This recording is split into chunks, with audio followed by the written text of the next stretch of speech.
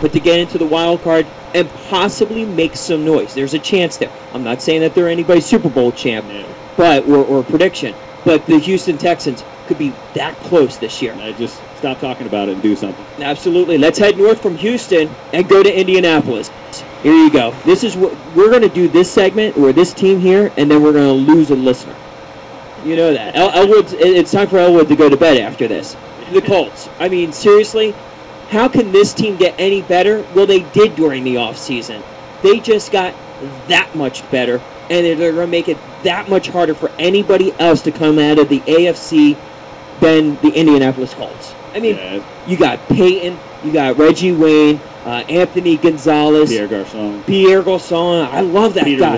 Peter Wader. You got that's a great name right there. Yeah. You know, and you got an offensive line that doesn't budge. Gives Manning about 5.5 years. Peyton Manning could be a great quarterback with a bad offensive line, but these guys just give him all the time in the world. He has time to tie his shoes and then make a pass sometimes, it seems like. He is going to play a lot longer than most quarterbacks will because of the fact that he hasn't taken the hits over the years. I've watched games where I swear he doesn't get touched. I don't think he ever does. Touched. Yeah. Literally, forget a sack. Just putting him on the ground doesn't happen that often. And don't forget Dallas Clark either. I mean, offensively, they got a ton of weapons. The guy is just going to run the poop out of the ball this year. I think he's going to be solid. You know what? Here's the thing. I think teams are going to try to shut down the Colts' run. Yeah, he'll get 60, 70 a game, but he's going to have lanes just from Peyton Manning opening up with the pass. He will. He's a good running back by default. Don't get me wrong. On any other team, he's not that great. Don't get me wrong. Adai's not bad. He's not great.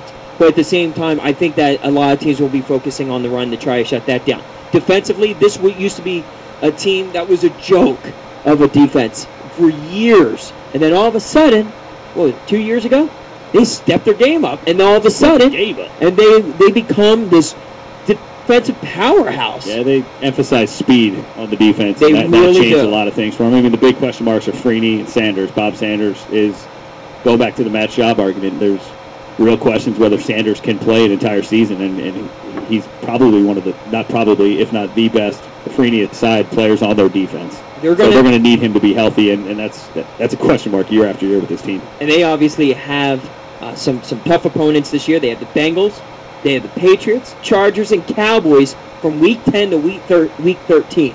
Yeah, but usually they're undefeated by that point anyway, so who it doesn't matter. Right? Exactly. So, hey, you know what? I think the Colts, we look at them as getting that much better.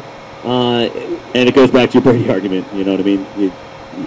Peyton Manning's there. It's hard to argue against any team that's led by Peyton Manning. When you have Peyton Manning standing on your team, you always have a shot. You always have a shot. All right, let's take it down over to Tennessee now.